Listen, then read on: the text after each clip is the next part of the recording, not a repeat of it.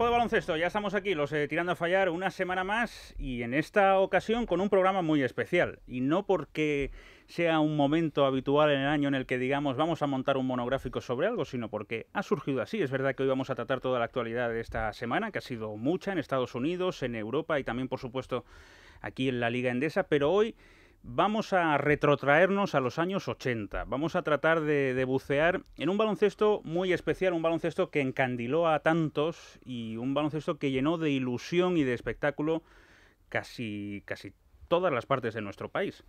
Y hoy vamos a tratar de, por lo menos, escudriñar en aquellos años para tratar de volver a lo que para algunos es el verdadero baloncesto, que se ha ido perdiendo, erosionando con el paso de los años y algunos, desde luego, lo miran con mucha añoranza. Dicen que cualquier tiempo pasado fue mejor. Después, cuando volvemos a ese tiempo pasado, nos dimos cuenta que era el tiempo más pasado aún, ¿no? Ese es el eterno volver hacia atrás, ¿no? Pero bueno, vamos a tratar de pasarlo bien en esta noche de domingo. Son las 11:02 de la noche, una hora menos en Canarias. Es domingo, esto es... Tirando a Fallar.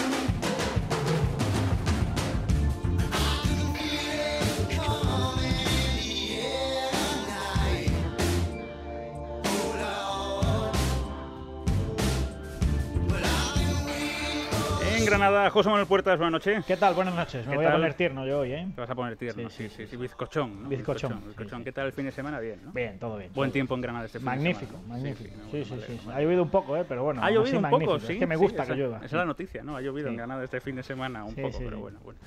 Bueno, ¿qué mesa hemos montado? Hemos traído un invitado especial que es el que, bueno, pues nos ha obligado a montar todo esto para que recordemos momentos en los que Joe Llorente era algo en el baloncesto español.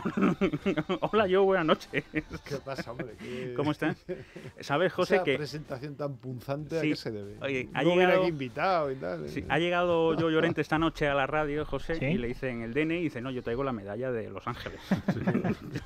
Acreditación, ¿no? ¿Esto qué es de pedirme el documento nacional de identidad? No, yo la medalla de Los Ángeles. Por favor, un poco de respeto. Claro que sí. Además de traer a Joe Llorente, que creo que fue algo en aquellos años, hemos traído a un verdadero trotamundos de nuestro baloncesto. Abel Amón, buenas noches. Hola, buenas noches. Muchas gracias por estar aquí, porque hemos hablado alguna vez por teléfono. Sí, una experiencia hemos compartido. Algún programa, desde luego, sin duda, muy sentimental, pero hoy te tenemos aquí. Pues sí, y un honor compartir el micrófono con vosotros y en especial con un fenómeno de los 80, como bien dices, trajo aquella medalla con la que se puede decir que empezó todo, ¿no? Como Joe Llorente. Y nos hemos traído... Por fin se hace justicia y un hombre con criterio aquí en la mesa. Efectivamente. El que tiene criterio es el que viene ahora, que es la gran memoria del baloncesto español. Hay algunos que lo llevan en un USB de estos, yo me lo traigo en persona física directamente. Antonio Rodríguez, buenas noches. Muy buenas noches. Qué alegría tenerte aquí con nosotros. Sí, muchas gracias, ¿Cómo igualmente. estás? Muy bien, muy bien. ¿Tú has salido de los 80 o no? Sí, hombre, sí se sale de los 80. Lo que pasa es que al final, cuando lo miras otra vez de reojo, te das cuenta que fue una gran década. Tan grande que te empezabas a echar un vistazo y te recreabas y te encandilabas por categorías inferiores como la categoría junior, por ejemplo. Y te la ha dejado así tirada. Efectivamente, porque hoy tenemos un invitado muy especial en esta mesa en Es Radio, en los estudios de Es Radio Libertad Digital, en Tirando a Fallar, el exalcalde de Badalona, senador actual del Partido Popular y, sobre todo, también portavoz del Partido Popular en el Parlamento de Cataluña. Xavier García Albiol, buenas noches. Hola, buenas noches. Muchas gracias por estar hoy aquí con nosotros. nosotros. Y vamos, un auténtico placer asistir a una tertulia, que no hablaremos de política, sino que hablaremos de baloncesto, que es lo que de verdad me gusta. Sí, te digo una cosa, Xavier, en las últimas semanas, entre el minuto yugoslavo, del que tanto se ha hablado, que por cierto, yo no tengo la sensación, nosotros hablamos habitualmente del minuto yugoslavo como último minuto en el baloncesto, porque sabéis que se ha puesto muy de moda en la última semana, lo dijo Manuela Carmena sí. en una comparecencia pública, diciendo, bueno, vamos al minuto yugoslavo, y después alguien explicó que era, bueno, pues que Yugoslavia hacía muchas faltas en el último minuto en un partido frente a la URSS. Supongo que alguien de Podemos le debió de hablar de ese término, pero nosotros no lo utilizamos, ¿no? Yo recuerdo la frase contra los equipos italianos, ¿no? Que se decía que aunque fueses 20 abajo, contra un equipo italiano podían remontar. Los 5 últimos minutos, ¿no? Sí, sí. Claro, pero eso fue más mito que pues, pero vamos, en los 80 yo creo que se hablaba mucho de eso. Por eso te digo que no sé si te vas a escapar de la política, Xavier, porque venimos del minuto yugoslavo de Carmena, del libro que le regaló, las historias del baloncesto español que le regaló Pablo Iglesias a Pedro Sánchez, del artículo que escribió Pablo Iglesias, que han recuperado, pues entre ellos Federico Jiménez Los Santos recientemente en Libertad Digital, aquel artículo que escribió después de la final de Pekín, en el que casi que tachaba de ejército rojo a la selección española en Pekín, con Aito García Reneses al frente del ejército rojo allí. Bueno, de Pedro Sánchez jugando, según él, 21 años en la cantera de Estudiantes. También se habló mucho de tu 21 pasado. años jugando en la cantera. Hasta los Bueno, 21. hasta los 21, perdón, hasta los 21. No se ve tan osado. Bueno, Es una trayectoria similar, a lo ¿no? mejor él pensó que categorías era, sí, a lo mejor él pensó que era posible jugar 21 años en la. Y claro, y el primero de toda esta dinámica fuiste tú cuando todo el mundo decía, hombre, pero tiene un pasado baloncestístico.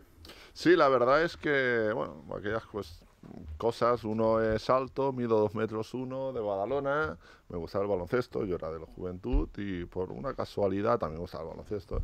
Pues me surgió la oportunidad de entrar a probar en el Juventud, en los juveniles concretamente. Me tuvieron 6 meses probando, entrenando con el Juvenil A concretamente. Había el Juvenil A y el Juvenil B. Y al final, pues bueno, al final de temporada decidieron ficharme para la siguiente y a partir de ahí pues estuve 4 años en el Juventud, 2 años en los juveniles, 2 años en el Junior y después cuando había pasado al primer equipo, había entrenado algún día con el primer equipo, no podía seguir en el primer equipo, porque no tenía el nivel. En aquel momento en el Juventud salían muy buenos jugadores, salía Juanma Morales, Carlos Ruf, así de pivots.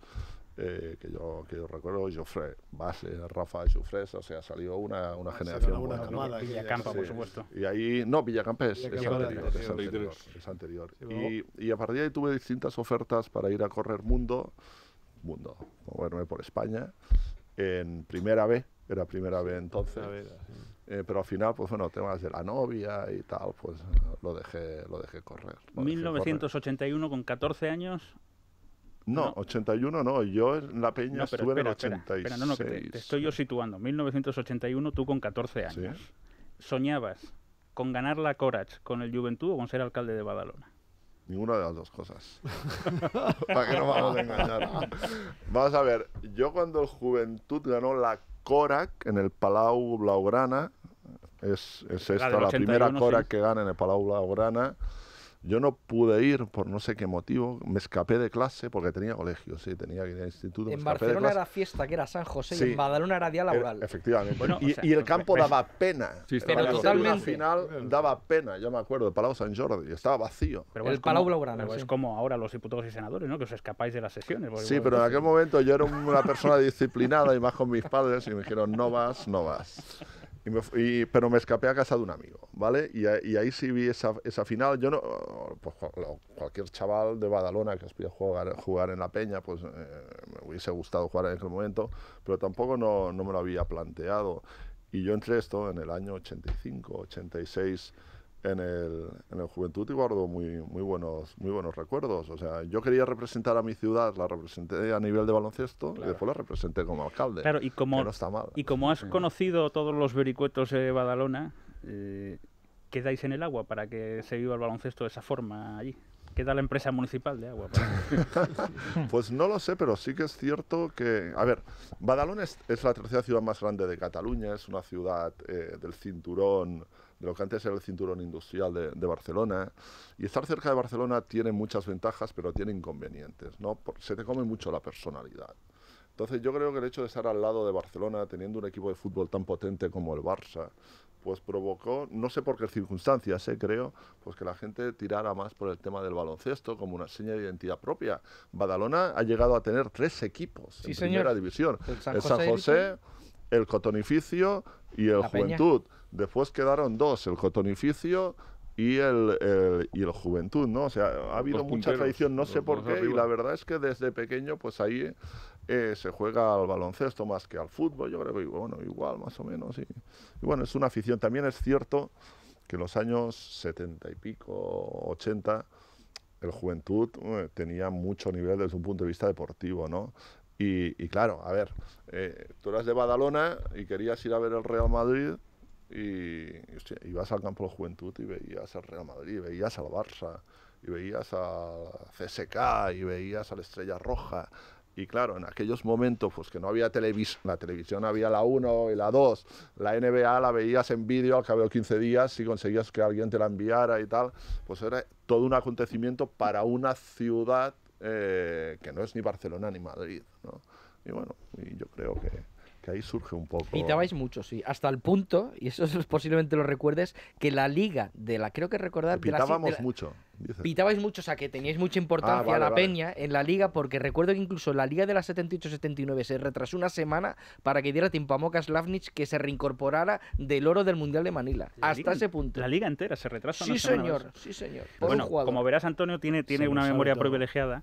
Yo he aprovechado el día para hacer algunas llamadas en Barcelona y alrededores.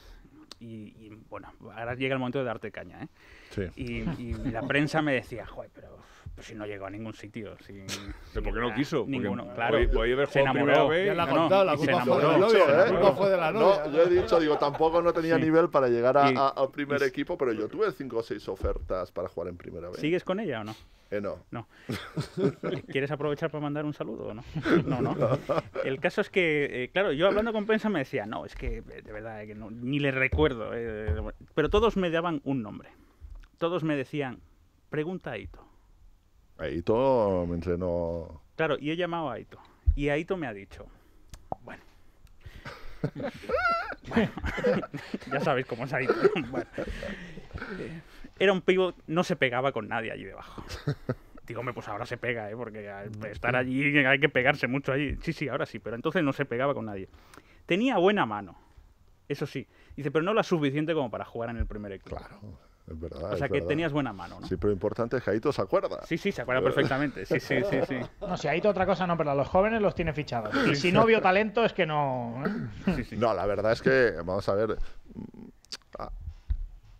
Objetivamente, yo creo que si yo entro en el Juventud un par de años antes, podía haber incluso planteado jugar en primera, entonces era primera. A mí me cogió de entrenador, no sé si os acordaréis, alguno que había sido seleccionador nacional de juveniles, Miguel Nolis. Sí, señor. Una institución. Sí, efectivamente. Es quien a mí me ficha en la peña. Y yo creo que si a mí Nolis me pilla un par de años antes, bueno, hubiera sacado alguna cosa más. Es que el baloncesto marca mucho, la formación. Esto hago una aclaración, así no es como el fútbol, que puede jugar cualquiera, pero el baloncesto se requieren. Quizá la excepción en Barcelona además es Roberto Dueñas, ¿no? Que quizá haya sido de los que más tarde haya empezado, ¿no? Bueno, pero fue un caso diferente, se recupera, se coge de Fuenlabrada, eso. Pero es que es muy grande, claro. Es que, claro, Yo en mi caso empiezo así más o menos en serio a los 15, 16. Es un poco tarde, sí. Que entonces empezaba tarde. No es como ahora que los chavales con 6, 7 años ya empiezan en minibásquet. Pero no tanto, o sea, no tanto. Quiero decir que... Yo ahora mi hijo, que tiene 9 años, y ya está en el premio en minibásquet. O sea, yo, por ejemplo, me acuerdo del Campeonato de España Infantil, en fin, perdonar que me remonte al siglo pasado. El Campeonato de España nunca Infantil, mejor dicho, claro. Pues ahí estaban ya Solozábal, Iturriaga, estaba Quino Salvo, en fin, ya éramos unos cuantos, ¿eh? Además, pues lo bueno que tenía y lo bueno del deporte es que luego vas coincidiendo, ¿no? Y vas haciendo amistades en otros sitios de España y tal. ¿Vas a destapar alguna de esas que ofertas por cierto, mira, cuando me ficha Juventud, ahora no me acuerdo. Qué buen político eres, que responde lo que te da la gana. No, pero mira, es una anécdota curiosa. Cuando me ficha el Juventud, también en aquel entonces, ya ves tú, o sea, no había jugado nunca baloncesto, en aquel momento me ficha el Juventud, me quería fichar. El Español tenía un equipo de baloncesto en primera división. Grupo IFA. Grupo IFA. Sí. Y muy bueno en categorías inferiores. Sí. Y me quisieron fichar el año del Juventud también, ¿no? Me quisieron fichar el año. Eso es, ya tenemos Grupo IFA. ¿Y algún otro de los de primera división que quisieron ficharte? En el juvenil, no. Entonces cuando me cogí un día el entrenador del Real Madrid, no sé si era juvenil o junior, se llama Criado, un entrenador que se llama Criado. Sí. Y bueno, un día tuvo una conversación conmigo, es que se me planteaba venir a Madrid, tal y cual. Madrid tiene un equipo en juveniles espectacular en aquel entonces. Y no, bueno, al final decidí en el Juventud. Lo del Español fue cuando fiché por el Juventud y la conversación esta del Madrid fue al año siguiente. Me decía Xavier el otro día hablando por teléfono que en aquel momento cuando tú lo dejas, se produce bueno, además del boom del baloncesto español, que empieza a florecer y que empiezan a darse mucha cuenta la gente de que ante la huelga, ¿no? Porque ¿qué año fue la huelga en el fútbol? Hay una huelga muy importante en el fútbol. Yo sé la huelga del baloncesto. Hombre, del fútbol, no. Tú eres el que se conoce todas las huelgas en este país. Ante una huelga importante que hay en el fútbol, pues la gente empieza a ver más baloncesto en aquel momento. Y me decía Xavi, no sé si vosotros podéis entrar en esa parte, y si querréis o no, que justo cuando él se retira se produce una subida importante de los salarios y es cuando empiezan realmente las fichas a convertirse en fichas importantes en plano nacional. No sé si vosotros recordáis. Yo lo recuerdo perfectamente. O sea, yo recuerdo de mi categoría uno de mi equipo que yo estaba mejor. Que cuando yo lo dejo, la temporada siguiente fichó, no sé, me parece que era por Cáceres. Sí, Cáceres. Le pagaron 17 millones de pesetas. Y a partir de ahí es cuando hasta los Juegos Olímpicos, que las fichas se disparan proporcionalmente. O sea, yo recuerdo que en aquel entonces a Villacampa el Juventud le hizo una ficha de 100 y pico millones de pesetas, ¿no? Cosa que ahora es impensable. La media del salario de los jugadores del Juventud de Badalona no llega a los 60.000 euros. El Juventud de Badalona, la media del primer equipo, no llega a 60.000 euros. Claro, en aquel momento se produce el despegue desde un punto de vista económico. Hay un gran primer impulso, que es a la vuelta de los Juegos Olímpicos de Los Ángeles, porque ahí se empieza a dinamizar todo mucho el baloncesto, la ACB se crea, empiezan a surgir equipos también en sitios pequeños, ¿no? Patrocinadores también importantes, ¿no? Entonces, claro, el mercado ante las ofertas que hay, pues claro, lógicamente la cotización de los jugadores. Hay un punto también, por ejemplo, Andrés Jiménez, que se va de la Peña al Barça. Va de la Peña al Barça, pero claro, en eso, pues claro, el Madrid también lo quiere fichar, lo cual automáticamente pues produce el consiguiente aumento de salario de todos los que están alrededor, en fin. La inflación.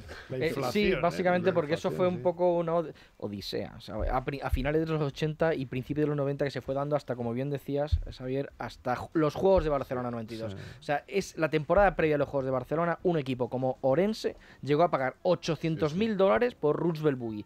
Y Orense era un ejemplo más. O sea, se empezó a disparar. Montigalá en Badalona también puso mucho y buen dinerito, pero no solamente a la élite, sino hacia abajo. Una curiosidad, ¿tú llegaste a ser campeón de España junior con la Peña en Betanzos en el 85? No, fue al año siguiente. Siguiente, ¿no? Correcto. Vale. Fue al año siguiente. Yo fuimos campeonato de España, no me acuerdo dónde era, pero llegamos a ser terceros. Perdimos la semifinal contra el Real Madrid precisamente. Fuimos terceros. Sí que he sido campeón del torneo juvenil de Hospitalet, que es el torneo más prestigioso en estos momentos a nivel europeo.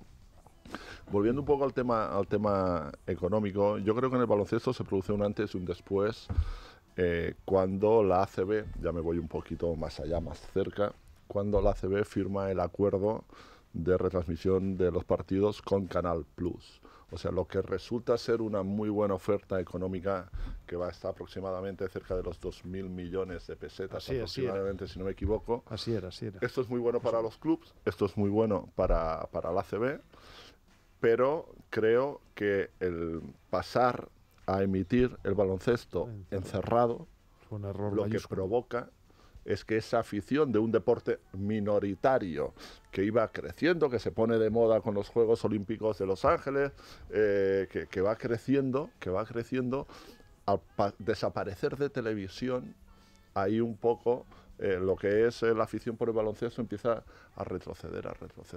Y por yo se lo comenté alguna vez a Portela. Yo creo que ahí, a toro pasado, todo es mucho más fácil, ¿no? Pero ahí el mundo del baloncesto cometió un error, ¿no? Porque ahora es distinto, porque ahora tienes 200.000 canales de televisión, puedes ver los partidos de la NBA por televisión o por internet, o sea, todo es mucho más fácil. Pero en aquel entonces el baloncesto no lo podía hacer, o te lo daban por televisión española, me parece que era Canal Plus, y quedó cerrado. Había otros hábitos. ¿Estás de acuerdo? Sí, completamente de acuerdo. Además, nosotros en su día criticamos la medida fuertemente porque veíamos el impacto que iba a tener. Fijaos además que nosotros teníamos, me refiero al baloncesto, el horario que ahora tienen las motos o la Fórmula 1. O sea, el baloncesto se echaba los domingos por la mañana al mediodía. O sea, que era un horario pistonudo, era un horario fetén. Y sin embargo pedimos ese espacio. Es cierto que los clubes cogieron mucho dinero, pero bueno, como suele era habitual, no voy a decir que lo malgastasen porque tal, pero bueno, también luego ha venido la época de la bonanza económica y los clubes, en lugar de preocuparse de hacer estructuras en el propio club, ¿no?, para generar luego ingresos, etcétera, pues lo gastaron todo en fichajes, etcétera, y ahora pues estamos en una época desde hace 5 o 6 años.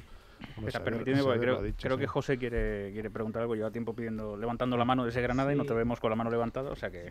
Bueno, es en condición de exalcalde de Badalona. A mí, en la Copa del Rey de La Coruña, alguien me dijo que este año hay un curioso escenario, es que a estas alturas de temporada todavía no se sabe dónde va a ser la Copa del Rey del año que viene, que en otros casos ha sido así. A mí alguien me dijo que si Xavier García Albiol siguiera siendo alcalde de Badalona, la Copa del Rey ya se sabría que es en Badalona el año que viene, pero que con el cambio político no ha sido así. ¿Esto es así o no? Pues es más o menos cierto. A ver, yo ya inicié unas negociaciones, conversaciones con la ACB. El canon es cierto que era muy elevado, me parece que eran 800.000 o 1 millón de euros de canon, pero ya había hablado con algunas empresas que nos hacía viable la opción de traer la Copa del Rey. Como digo, también había hablado con la ACB. Es cierto, ha habido el cambio en la alcaldía, no porque yo no hubiera ganado las elecciones, que las gané con más votos y con más porcentaje, pero se juntaron todos y bueno, y se perdió. Y también, o sea, hicieron un ayuntamiento a la valenciana, ¿no?, que se llama. Efectivamente, más complicado, pues son 7 u 8 partidos. Pero yo no tan solo la Copa del Rey, es que en agosto del 2014, previo 2 meses antes del Mundial de Baloncesto que se celebró aquí en España, Barcelona rechaza traer a la selección española a jugar un torneo de baloncesto previo al Mundial. Yo pido, oye, en Badalona yo lo cojo, y no tan solo un partido, sino un torneo. Y lleno el estadio. ¿Con Argentina? ¿México? México, Lituania, creo, y Croacia. Lituania y Croacia, creo que era. Y los 2 días se llenó con 11.000 personas el pabellón, con banderas españolas y disfrutando como locos. Y yo el primero, evidentemente. No era Badalona, era Barcelona, pero yo el partido más emocionante que he vivido como jefe de prensa de la selección fue aquel España-Estados Unidos en el Palau Sant Jordi, con el Palau, con centenares de banderas de España apoyando a la selección española. Ahora me voy a meter un poco en política. Yo les he dicho a los míos, al gobierno, que si el Partido Popular vuelve a gobernar en España, necesariamente la selección española de baloncesto y de fútbol tiene que jugar en Cataluña, porque no nos pueden privar de ese derecho que tenemos los catalanes de poder ver la selección española de baloncesto, de fútbol, y porque políticamente a los que están ahí no les interese. ¿Y sabéis por qué no les interesa? Porque no les interesa ver el Palacio de Badalona o el Palau Sant Jordi o el campo de fútbol del Español con 40.000 personas o 12.000 personas con banderas españolas en Barcelona. Y eso es la peor imagen para el mundo independentista. Y yo le he transmitido, digo, oye, si vamos a ganar, se tiene que hacer una estrategia para que desde un punto de vista ya no deportivo, sino cultural también y social, la presencia de España vuelva a aparecer en Cataluña, porque ahí tenemos un problema serio. Pero eso lo confirma lo que acabamos de decir, esa visita, ese torneo en Badalona y ese partido en el Palau. A ver, yo no sé si tú tuviste ocasión de aquellos años de jugar por lo menos contra el Juventud en categorías inferiores también, los años a los que estábamos hablando. Yo jugué contra el primer equipo, es decir, yo jugué en Collado Villalba, además ganamos al Juventud el año que subió Collado Villalba. Pues, ¿Collado Villalba era el Atlético de Madrid? Después fue el Atlético de Madrid. Y tal. Pero un añito de y tal solo. Sí. Y fue pues... O sea, fue y tal. Sí. Entonces estuvo 4 años en la élite.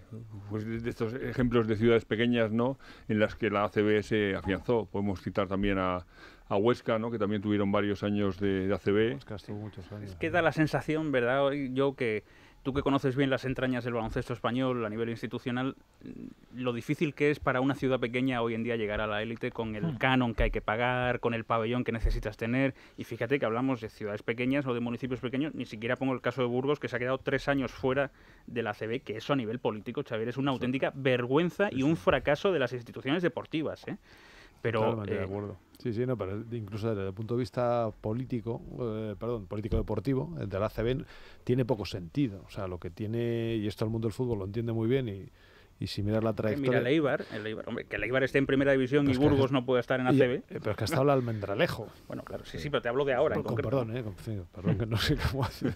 No quiero decir que sitios pequeños, ¿por qué no van a tener la oportunidad? Si tú lo que quieres es que el baloncesto, el fútbol, el deporte llegue a cuanta más gente mejor. Cuantos más mercados tengas, cuantos más mercados abras, mejor. O sea, el que Burgos, por ejemplo, en una situación como la que ha pasado el baloncesto en los últimos años, estaba buscando sitios nuevos en los que expandirse, no haya podido jugar en la ACB por este tipo de medidas, me parece completamente irracional. Lo que pasa es que después hay una cuestión, yo no sé si estaréis de acuerdo o no.